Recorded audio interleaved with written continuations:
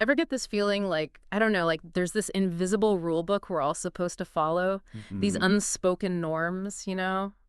They dictate everything, like what's healthy, what's acceptable. Right, It's right. like, who gets to write these rules, right? Exactly. And that's what we're diving into today with Michel Foucault. Get ready to have your mind blown, listeners, because we are deep diving into the world of Michel Foucault. He's the philosopher who totally upended how we think about power. Yeah, Foucault, he wasn't exactly, writing self-help bestsellers. This is deep stuff. Okay. But trust me, his ideas, they're more relevant than ever, especially now, with the 24/7 news and social media. It's everywhere. So, listeners, buckle up.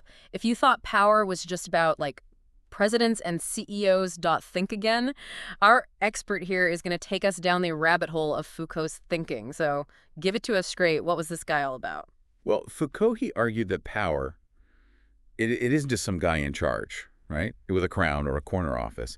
It's way more subtle, more, how do you say, insidious. Insidious, yeah. Yeah, it's like the air we breathe. It's woven into society, Mhm. institutions, even the language we use. It affects every single one of us. Okay, so we're talking about something systemic, but how does that actually like play out in our lives? How does this insidious power actually affect us day to day? Okay, well, think about something as basic as health.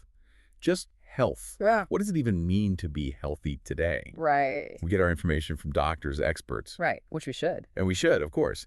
But Foucault would say that even medical knowledge, it, it isn't neutral. Interesting. It reflects power structures, Mhm. social norms, historical context. All these things, they influence what's considered healthy. And it changes, in a given time and place. So you're saying that the very definition of healthy, that in itself is a form of power. Exactly. Whoa, okay.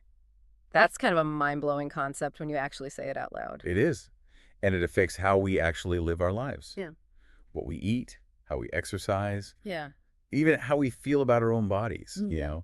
Foucault called these systems of knowledge discourses. Okay, discourses. Now, I know that sounds jargony, It does sound a little jargony. but stick with me. Listeners, trust me, we're going deep on this one. Discourses. A discourse, it's not just about, like, the facts.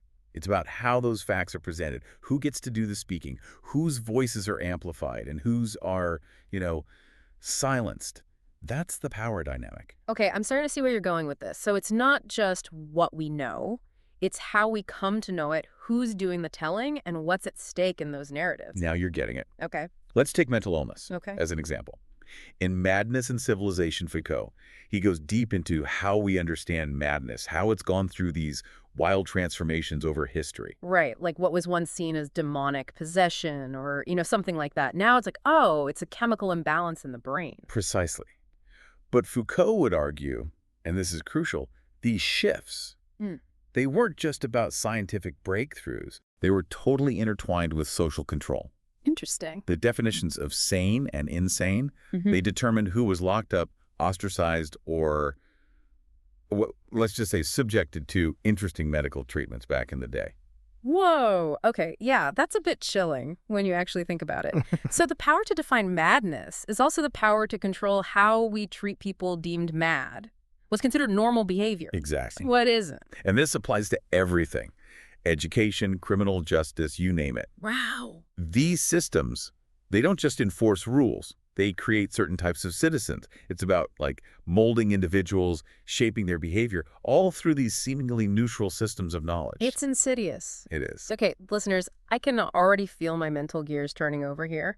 So we've established that knowledge is power, but like, whose knowledge? Who gets to decide, right? What's true, what's normal, what's healthy? Foucault had some, strong opinions on this, and this is where it gets, a little creepier. Yeah, buckle up, because we're about to enter the panopticon. The panopticon. Okay, that sounds like something straight out of Black Mirror. You're going to have to break this one down for us. Okay, so imagine a prison, Okay. but it's designed like a circle, Okay. and it's got cells all lining the outer wall, Oh, right? got it. And in the very center, there's this watchtower. And from this tower, the guards, they can see into every single cell. Okay. But, and here's the catch, the prisoners, they can't see into the tower. Oh. So they never know if they're actually being watched at any given moment. Yeah. So what do you think happens in that situation? I'm guessing paranoia runs rampant. Right? Living It'd make anyone a little crazy. That's part of it, yeah.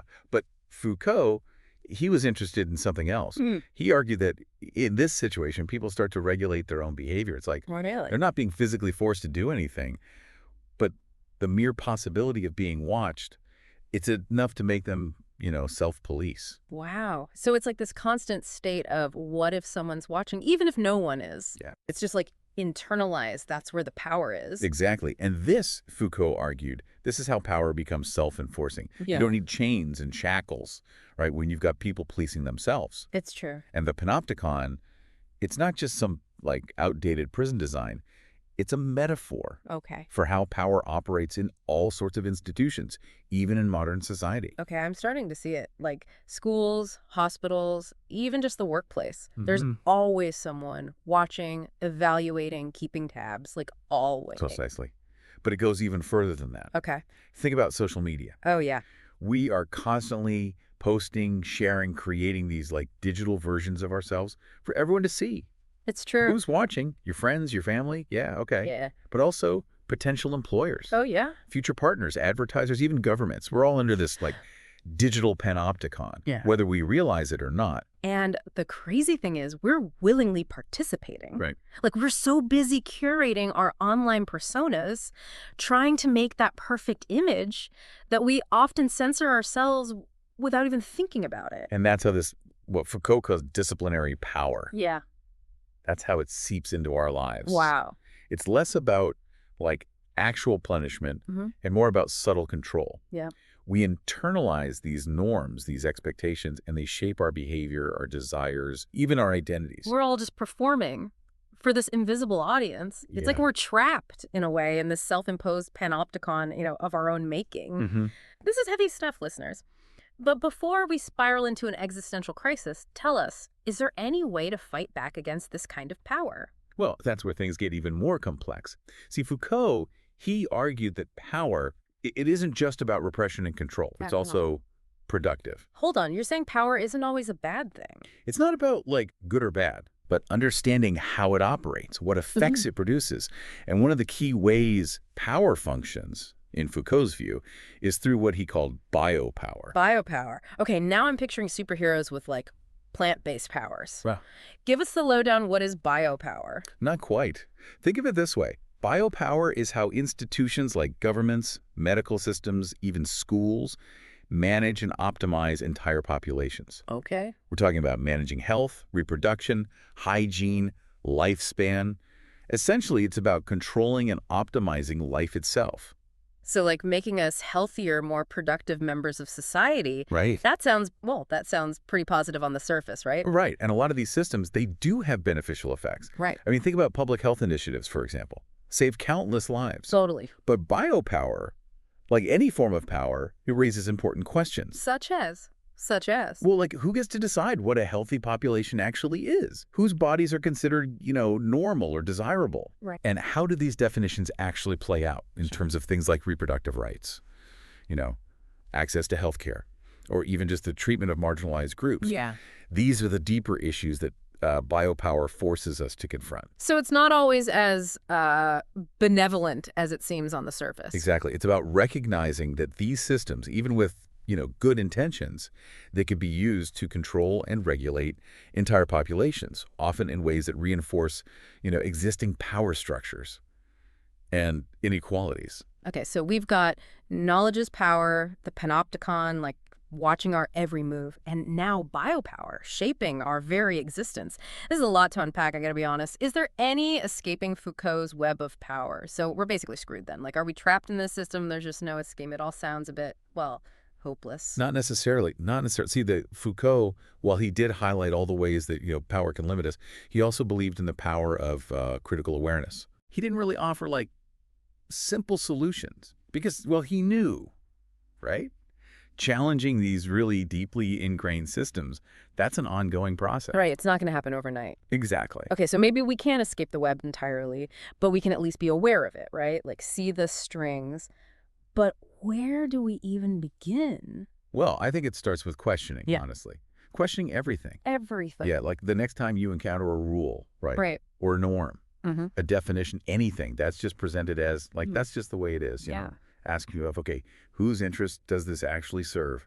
Who benefits from this? And then, even more importantly, perhaps, whose voices are being maybe marginalized or even just excluded entirely. You're saying, like, we need to become more critical consumers of information, Uh-huh. which is really tough, especially these days, right? Like, information overload. It is. It is. Oh. And that's exactly why Foucault is so relevant, I think. Look at all these debates that are happening around like online privacy. Right. Foucault's ideas, they can really help us to understand how these seemingly personal choices, Yeah. like what we decide to share online, right? Yeah. Those are actually shaped by these larger forces at play, Right. like tech companies, governments, all those algorithms Yeah. that are, manipulating us with every click. We're not as in control as we think we are. No, it's like we're all playing this game, but we don't even know the rules, let alone who's actually rigging it. Exactly. And that's why I think understanding these concepts like discourse, the panopticon, biopower, Hmm. they're not just abstract ideas. Right. They're tools, Yeah. really. They help us see those hidden rules, Yeah. those power dynamics that shape our lives in these like subtle but really profound ways. It's about asking why more often. Like, why is this considered normal? Exactly. Why is this rule in place? Whose definition are we just accepting without even, like, questioning it? Precisely. And once you start to ask those questions, you can't unsee it. It changes how you view everything. It's about recognizing our own agency, even within these systems that seem so fixed, so immovable.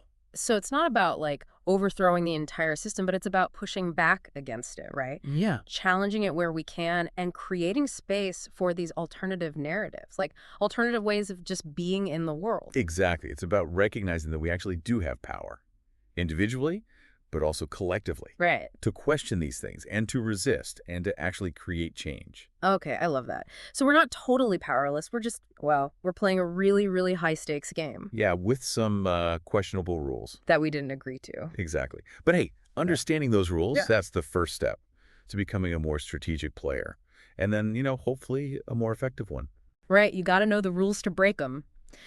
Well, listeners, this has been quite a ride, a deep dive, to say the least, into the complex and honestly thought-provoking world of Michel Foucault. If you're feeling, I don't know, like your brain just did a marathon, you're not alone. That's the goal. But hopefully you're also feeling, I don't know, a little bit empowered, right? I hope so. Like you're equipped with these new lenses through which to view the world. Exactly. Remember, the next time you encounter, well, I don't know, a rule, a norm, Yeah. even just a simple definition, don't just take it at face value. Right. Really ask yourself, okay, whose interest does this serve? What kind of power is at play here? Because once you start to see those like hidden dynamics, you can't unsee them. Mm. And that awareness, that's the first step towards creating, a more just and equitable world for everyone. It's true. Well said. And on that note, thanks for joining us on this deep dive. Until next time, everyone, keep questioning, keep learning, and keep pushing for a better future.